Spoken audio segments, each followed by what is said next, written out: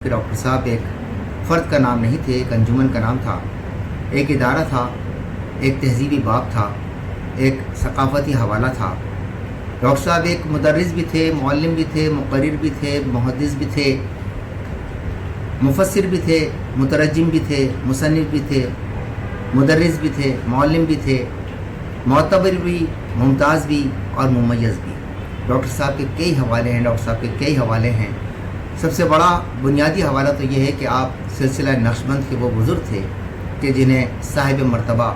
اور صاحب منصب بزرگ کہنا چاہیے۔ ڈاکٹر غلام مصطفیٰ خان صاحب 23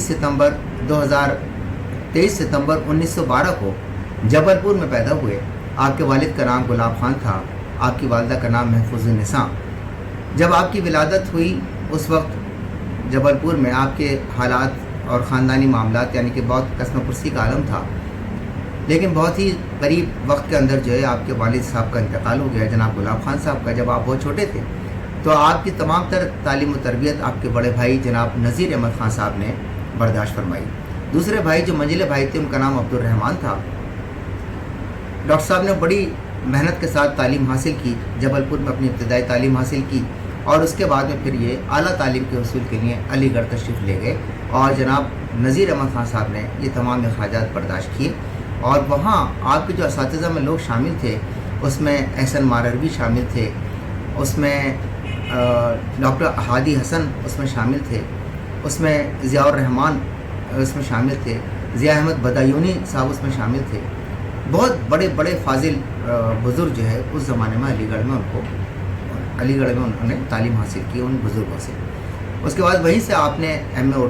اے کیا، ایم اے فارسی، ایم اے اردو، شام کی کلاسز میں آپ نے LLB پاس کیا اور وہاں سے کامیابی حاصل کرنے کے بعد آپ واپس اپنے شہر جبل پور تشریف لے آئے۔ کچھ ہی دنوں کے بعد جب کمیشن آیا تو آپ نے اس میں اپلائی کیا اور آپ لیکچرر منتخب ہو کر کنگ ایڈورڈ کالج، سب سے پہلی جو پوسٹنگ ہوئی وہ king Edward college Amravati Brar میں چلے گئے اور وہاں آپ نے تدریسی خدمات انجام دی۔ وہیں سے آپ نے PhD کیا، لیکن PhD اس وقت کیا جب آپ پاکستان تشریف لے آئے تھے۔ جب پاکستان بن گیا تو آپ نے اپنے بڑے بھائی کے ساتھ اور والدہ کے ساتھ، والدہ کا نام محفوظ النساء تھا جیسا کہ میں نے عرض کیا، تو آپ یہاں تشریف لے آئے حیدرآباد اور حیدرآباد میں اسلامیہ کالج کے اندر آپ نے اپنے تدریسی خدمات انجام دی۔ اسلامیہ کالج میں آپ اسلامیہ کالج تشریف لے آئے، یہاں آپ نے تدریسی خدمات انجام دی اور اس کے بعد یہیں پہ رہ کر آپ نے PhD جو آپ وہاں سے چھوڑ کر آئے تھے، جس وقت آپ PhD کرنے کے لیے آپ اپنے موضوع کا انتخاب کر رہے تھے اس وقت آپ کو ضیاء صاحب نے آپ کو بڑا سپورٹ کیا جو آپ کا استاد تھے، اور انہوں نے مشورہ دیا کہ آپ بہت قدیم شاعر 555 ہجری کے شاعر حسن غزنوی اس کے اوپر کام کرنے کے لیے آپ نے کہا۔ 555 ہجری، آپ اندازہ کیجئے کہ کتنا قدیم شاعر تھا وہ، اس پر کام کرنے کے لیے آپ نے ترغیب دی ڈاکٹر غلام مصطفیٰ خان صاحب کو کہ آپ اس کے اوپر اپنا تحقیقی مقالہ مکمل فرمائیں۔ تو انہوں نے اس کے اوپر تحقیقی مقالہ کیا۔ کمال کی بات یہ کہ اس پر ڈاکٹر صاحب نے 2 مقالے لکھے، ایک اردو میں مقالہ لکھا اور ایک انگلش میں مقالہ لکھا۔ انگریزی میں جو مقالہ لکھا تھا وہ بہرام شاہ پر تھا، کیونکہ یہ اس دور کا بادشاہ تھا جس وقت آپ نے حسن غزنوی جس دور کا شاعر تھا، بہرام شاہ کا دور تھا۔ تو ایک مقالہ بہرام شاہ کے اوپر ڈاکٹر صاحب نے لکھا اور دوسرا مقالہ انہوں نے حسن غزنوی کے اوپر لکھا۔ دونوں مقالات آپ نے جب PhD کے لیے پیش کیے تو اس وقت پرنسپل محمد شفیع صاحب نے اور پرنسپل ڈاکٹر ہادی حسن صاحب نے ان کو ریکمینڈ کیا کہ صرف اردو کا مقالہ ہی ان کے لیے کافی ہے، اس کے اوپر آپ کو PhD کی ڈگری ملی۔ اس اعتبار سے آپ پاکستان میں پہلے پروفیسر تھے، جامعات کے پہلے پروفیسر تھے جن کو پاکستان میں پہلا PhD کی ڈگری ملی، اور اسی طریقے سے پہلے DLED بھی آپ ہی ہیں۔ آپ نے 3 کتابیں ایسی پیش کی تھی جو DLED کے لیے پیش کی گئی تھی، ایک حالی کا ذہنی ارتقاء، ایک علمی نقوش اور ایک کتاب اس وقت میرے ذہن میں نہیں ہے۔ ان 3 کتابوں کو انہوں نے پیش کیا تھا اور اس کے اوپر ان کو DLED کی ڈگری ملی تھی۔ میں عرض کرتا چلوں کہ بہرام شاہ کے اوپر جس وقت کام کر رہے تھے ڈاکٹر صاحب یا حسن غزنوی پہ کام کر رہے تھے تو اس وقت معاصرین حسن غزنوی کو انہوں نے بہت گہرائی کے ساتھ پڑھا، اور اس کے بعد میں چند فارسی شعراء کے نام سے ایک کتاب ایسی منظر عام پر آتی ہے جو بڑے کام کی کتاب ہے۔ ڈاکٹر صاحب کی جو تدریسی خدمات ہیں وہ تو اپنی جگہ ہیں، جو علمی خدمات ہیں وہ اپنی جگہ ہیں، لیکن جو تحقیقی خدمات ہیں وہ بہت بڑی ہیں۔ آپ ڈاکٹر صاحب کا نام وہ نام واحد نام ہے جس نے پہلی مرتبہ جسے کہنا چاہیے رسمیات مقالہ نگاری، وہ پہلی مرتبہ لاہور میں جو کانفرنس ہو رہی تھی، ایک مقالہ ڈاکٹر صاحب نے کنگ ایڈورڈ کالج امراوتی میں اس وقت پڑھا تھا، اس کو اس میں توسیع کرنے کے بعد میں لاہور کی کانفرنس کے اندر وہ مقالہ پڑھا جس میں تحقیق کے بنیادی اصول بتائے گئے ہیں، تحقیق کے بنیادی اصول۔ وہ پہلا مقالہ ہے جو تحقیق کو سپورٹ کرتا ہے، یہ تحقیق کا صحیح معنوں میں تعارف کراتا ہے ڈاکٹر صاحب کی طرف سے، وہ ہمیں مقالہ ملتا ہے۔ ڈاکٹر صاحب نے جامعات میں اقبالیات کو متعارف کرایا، اس سے پہلے کبھی جامعات میں اقبالیات کے موضوع پر کوئی کام نہیں تھا، ڈاکٹر صاحب نے اقبالیات کو منظور کرایا۔ ڈاکٹر صاحب نے ساری جامعات میں تحقیق کو بطور مضمون کے پاس کروایا، اس سے پہلے کبھی تحقیق بطور مضمون کی شامل نہیں تھی، وہ شامل کروایا، یہ بڑے احسانات میں سے ایک احسان ہے۔ پھر ڈاکٹر صاحب نے جو اقبال کے اوپر جو کام کیا ہے، اقبال اور قرآن، وہ ایک ایسا کام ہے جو میں سمجھتا ہوں کہ رہتی دنیا تک قائم رہے گا، اور ڈاکٹر صاحب کا نام تو ویسے بھی مختلف حوالوں سے تا قیامت انشاءاللہ روشن رہے گا، لیکن ان کے جو نام میں جو بڑا کام، ان کے کاموں میں جو بڑا کام ہے وہ ایک اقبال اور قرآن کام ہے، ایسا جو قابل ستائش اور قابل لحاظ اور قابل تقلید کام ہے۔ اقبال و قرآن کے علاوہ انہوں نے اقبال کے اوپر اور بھی مقالات لکھے، اقبال کے اوپر ایک کتاب ان کی اور بھی ہے۔ پھر اس کے بعد میں جب انہوں نے قرآن کی طرف توجہ، قرآن تو ان کا بچپن ہی سے ان کے ساتھ ہے، قرآن کی تعلیمات ان کے ساتھ ہیں، پوری اردو دنیا میں سب سے زیادہ پی ایچ ڈی کی نگرانی کرنے والے ڈاکٹر غلام مصطفیٰ خان صاحب ہیں، پوری اردو دنیا میں سب سے زیادہ تحقیقی مقالات کی نگرانی جو کی ہے وہ ڈاکٹر غلام مصطفیٰ خان صاحب نے کی ہے۔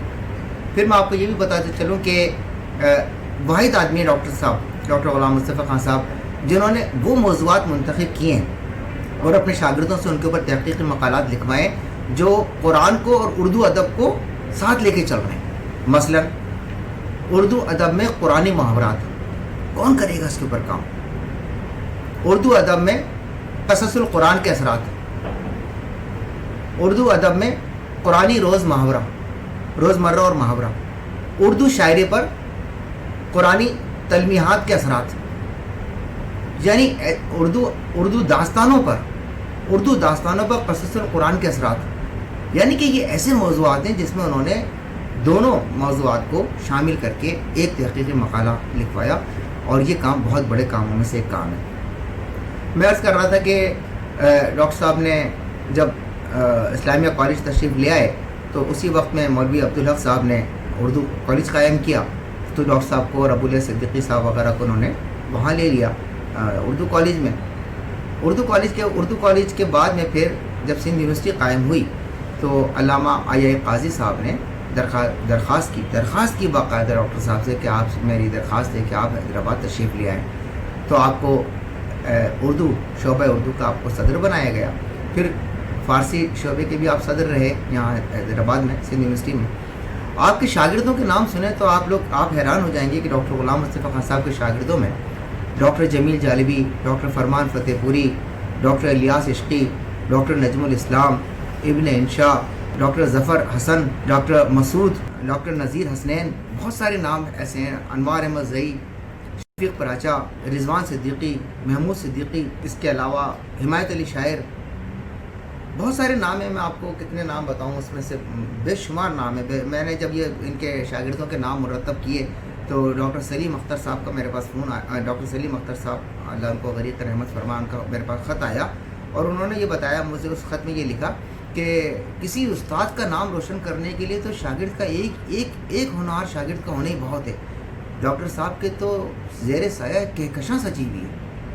تو یہ ان کا جملہ ہے ڈاکٹر سلیم اختر صاحب کا۔ تو میرا کہنے کا مقصد یہ ہے کہ انہوں نے اردو ادب کو فروغ دیا، اردو تحقیق کو فروغ دیا، سندھ یونیورسٹی میں بڑی ان کی تدریسی خدمات رہی۔ پھر نقشبندی سلسلے کی طرف اگر آپ آ جاتے ہیں تو آپ زوار حسین شاہ صاحب علیہ الرحمہ کے آپ مرید ہوئے، اور مرید ہونے کے بعد میں ماشاءاللہ آپ نے سالک کی حیثیت سے سفر طے کیا، اور صاحب مرتبہ، صاحب منصب بزرگ آپ قرار پائے۔ بے شک بہت بڑے روحانی بزرگ آپ تھے، اس میں کوئی شک نہیں۔ پھر آپ نے روحانیت کے سلسلے میں جو کام کیے وہ بھی بڑے قابل ذکر ہے۔ حضرت مجید الفانی رحمۃ اللہ تعالیٰ علیہ کا وہ رسالہ مکاشفات عینیہ کے نام سے وہ رسالہ ہے، وہ ایک ایسا رسالہ تھا جو ناپید تھا، معلوم ہی نہیں تھا کہ کہاں ہے، اور غیر مطبوعہ تھا۔ ڈاکٹر صاحب نے اس کو دریافت کیا اور اس کو شائع کیا، اور اس کا دیباچہ بھی آپ نے بڑا عمدہ تحقیقی دیباچہ اس کا لکھا ہے ڈاکٹر صاحب نے۔ پھر نقشبندی بزرگوں میں سے حضرت معصوم علی شاہ علیہ رحمہ کے جو مکتوبات تھے وہ آپ نے مرتب فرمائے۔ پھر اس کے علاوہ جو हाशिम किशमी साहब के जो डायरी थी वो आपने मुरतब फरमाई। हाशिम किशमी साहब के जो मकतूबात थे वो उन्होंने मुरतब फरमाए। फिर सिलसिला नक्शबंद की जो किताबें ऐसी थीं जो नहीं मिलती थी, दस्तयाब नहीं होती थी, वो आपने शाया करवाई, दोबारा शाया करवाई। हज़रत मुजद्दिद अल्फ़ानी रहमतुल्लाह ताला अलैह के जो मकतूबात नायाब मकतूबात थे, कहीं दस्तयाब नहीं होते थे, और हज़रत साहब ने उसकी अक्स मंगवाए और बाकायदा यहाँ से हैदराबाद से उन किताबों को हज़रत मुजद्दिद अल्फ़ानी रहमतुल्लाह ताला अलैह के मकतूबात को 2 जिल्दों के अंदर यहाँ से शाया करवाया। फिर उसका एक इंतखाब होकर उसका उर्दू तर्जुमा हुआ था। वो उर्दू तर्जुमा भी बड़ा नापेद था। जयपुर में किसी साहब ने उसका तर्जुमा किया था, वो भी डॉक्टर साहब ने उसको शाया किया, यहाँ से उसको दोबारा शाया करवाया। उसके अलावा उनका जो गुलबन तारीख़ एक किताब है जो उन्होंने यहाँ से शाया करवाई, वो बड़ी इंपॉर्टेंट है, बहुत आम है। इस तरीके से डॉक्टर साहब की जो शाया करदा कुतुब हैं उनकी तादाद 100 के करीब बनती है, और उसमें तराजीम वगैरह भी हैं। बड़ी इल्मी ख़जाना है, मैं कहता हूँ बहुत बड़ा इल्मी ख़जाना है, और अभी भी डॉक्टर साहब के ऊपर काम करने के लिए बहुत कुछ बाकी है। बहरहाल ये चमकता सूरज, ये अपना हवाला आप थे, और ये 25 सितंबर 2005 इतवार की सुबह फितरत की गोद में ये सूरज गुरूब हो गया। बाईपास में वो जगह जो डॉक्टर साहब ने अपने ट्रस्ट के लिए ली थी, जहाँ मस्जिद गफूरिया कायम हुई थी, डॉक्टर साहब ने उसका संग बुनियाद रखा था, वहाँ आपकी तदफीन हुई। बहरहाल उनके नक्श कदम पर हमें चलना चाहिए, उनकी इल्मी शमा को हमें और ज़ौफ़िशा करना चाहिए। वो जो काम छोड़ के चले गए वो हम सबको मुकम्मल करना चाहिए।